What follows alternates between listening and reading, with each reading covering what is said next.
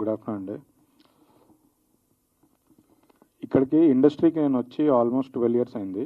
2008లో వచ్చాను. సో నా జర్నీ ఇక్కడ నేను చాలా ప్యాషనేట్గా వచ్చాను ఇండస్ట్రీకి. నేను ఫస్ట్ ఈపీగా స్టార్ట్ అయ్యాను, దాని తర్వాత కో ప్రొడ్యూసర్ అయ్యాను, తర్వాత ప్రొడ్యూసర్ అయ్యాను. సో డబ్బులు ఎక్కువ ఉండో లేదంటే సరదా తీర్చుకుందామనో నేను ఇండస్ట్రీకి రాలేదు. నేను ఇది కెరియర్గా చూస్ చేసుకొని ఇది నా ప్యాషను అని నేను ఇక్కడికి వచ్చాను. ఇన్ని ఇయర్స్లో ఇప్పుడు నేను చూస్తున్న ఇండస్ట్రీ చాలా మారిపోయింది. ఇప్పుడు ప్రజెంట్ ఉన్న ఇండస్ట్రీ అసలు డబ్బులు లేవు ఇక్కడ ఏ సినిమాలు డబ్బులు చేయట్లేదు. కానీ ప్రతి సినిమా బడ్జెట్లు పెరిగిపోతున్నాయి. బడ్జెట్లు ఎందుకు పెరుగుతున్నాయి అంటే, ఒకటి ప్రొడక్షన్ కాస్ట్ చాలా పెరుగుతుంది, అంటే అది కంట్రోల్లో లేకుండా అయిపోయింది. అది ఎందుకు అంటే జస్ట్ ఇందాక శ్రీధర్ గారు చెప్పినట్టు, అందరూ చెప్పినట్టు, ఇక్కడ మనకి షూటింగ్కి ఎంతమంది కావాలి, షూటింగ్ ఎక్కడ చేస్తున్నాం ఇది అనే పాయింట్ వదిలేసి ప్రతిరోజు సెట్లో 100 నుంచి 150 మెంబర్స్ ఉంటున్నారు. ఎందుకు అంటే ఓన్లీ రూల్స్ రెగ్యులేషన్స్, ఇంతమందిని పెట్టుకోవాలి, మీరు 7గురినో 9 మందినో పిలిస్తేనే మేము వస్తాం లేదంటే రాము అనేది ఒక దౌర్జన్యంగా ఉంది ఇక్కడ. అంటే ఇలా చేస్తూ వెళ్తే మేము సినిమా క్వాలిటీ మీద పెట్టాల్సిన డబ్బులు, క్వాలిటీ అంటే చాలా ఉన్నాయి. సెట్స్ వేయాలి, సీజీలు చేయాలి, పెద్ద పెద్ద ఆర్టిస్టులను తీసుకొని రావాలి. అంటే మనకి ఏవైతే స్క్రీన్ మీద కనిపిస్తుందో ఆ ఖర్చుకంతా వేస్టేజ్ ఖర్చు ఎక్కువ ఉంది ఇక్కడ. ఏ సినిమా అయినా చాలామంది ఇప్పుడు ఆడియన్స్ కూడా బాగా తెలివి వచ్చింది ఆడియన్స్ జస్ట్ ఓటీటీలో సినిమా చూసో లేకపోతే థియేటర్కి సినిమా చూసో ఈ సినిమా ఇంతలో చేస్తారు కదా, ఎందుకు వీళ్ళు ఎక్కువ నెంబర్లు చెప్తున్నారు అంటారు. కానీ ఇక్కడ ఎవ్వరూ ఎక్కువ నెంబర్లు చెప్పట్లేదండి. ఇక్కడ నిజంగానే అంత ఖర్చు అవుతుంది. ప్రొడక్షన్ కాస్ట్ చాలా, అంటే ప్రొడ్యూసర్ సినిమా స్టార్ట్ చేస్తున్నప్పుడు ఏదైతే ప్రొడక్షన్ కాస్ట్ అనుకుంటున్నారో దానికి డబల్ అవుతుంది. కాదు అని ఎవరు చెప్పలేరు. ఇక్కడ మీడియా వారికి అందరికీ తెలుసు, బయట ఉన్న డిస్ట్రిబ్యూటర్లకు తెలుసు, ఆడియన్స్కి తెలుసు, ప్రొడ్యూసర్స్ తెలుసు, అందరికీ తెలుసు. ప్రొడక్షన్ కాస్ట్ అనేది డబల్ అయిపోయింది.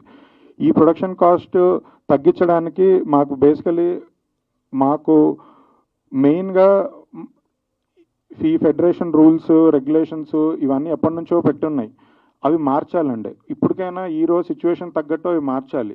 ఇలా లేదు అవే కండిషన్స్తో చేయాలి అంటే ఇక్కడ సినిమాలు ఎవ్వరూ ప్రొడ్యూస్ చేయలేరు.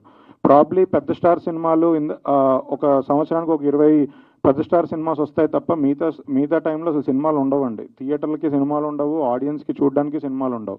ఈ మిడిల్లో ఉన్న సినిమాలన్నీ ప్రొడక్షన్ కాస్ట్ తగ్గించుకుంటేనే క్వాలిటీ సినిమాలు ఇవ్వగలుగుతారండి. మంచి మంచి కథలు చాలా ఉన్నాయి మన దగ్గర.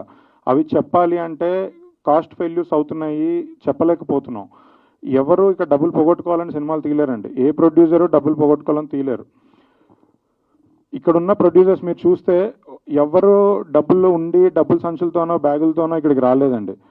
ఎస్కేఎన్ గారు పిఆర్ఓగా స్టార్ట్ అయ్యి జర్నీ ఇక్కడ వరకు సినిమా బేబీ లాంటి సినిమా ప్రొడ్యూస్ చేశారు.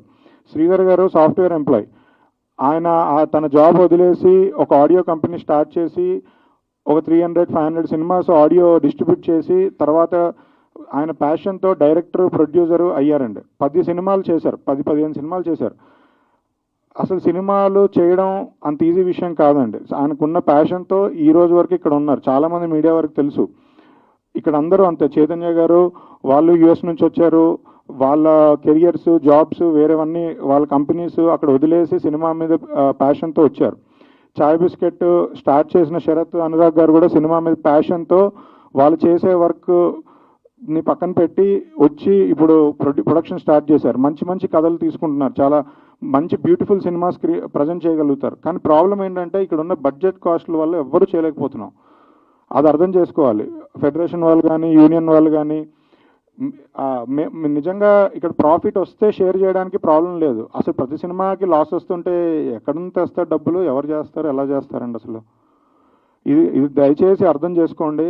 ఫ్రెష్ టాలెంట్ని తీసుకొని రండి.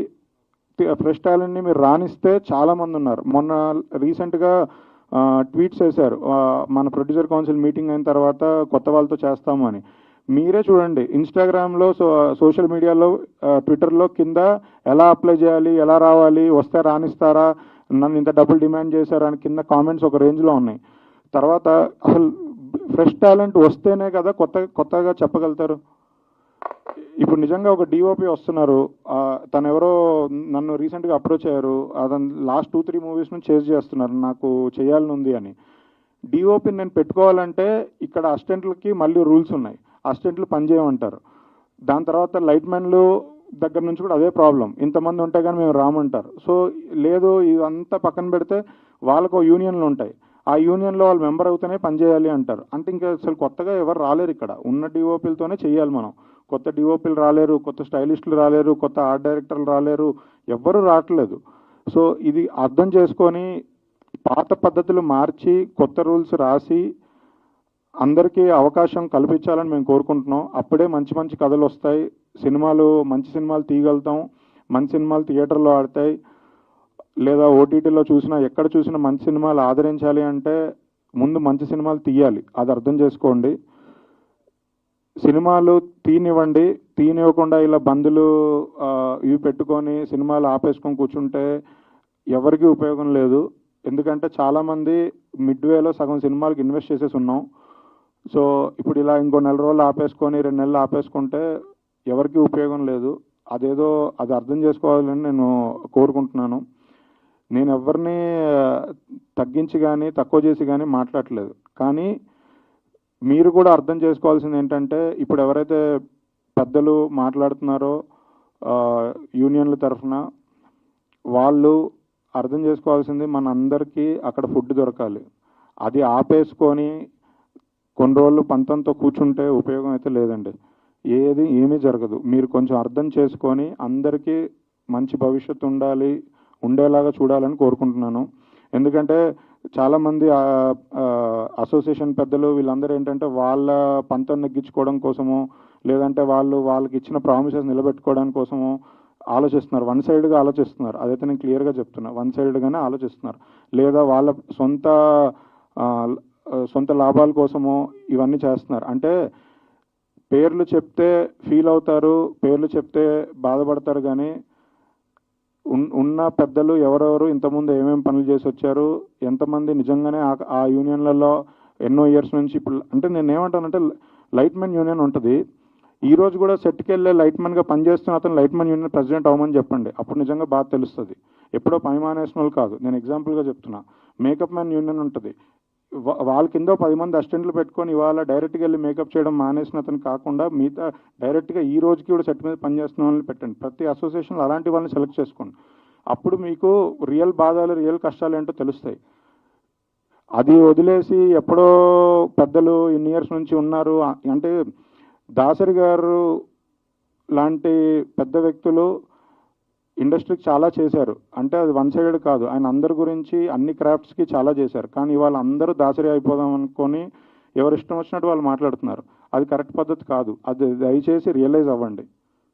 Thank you.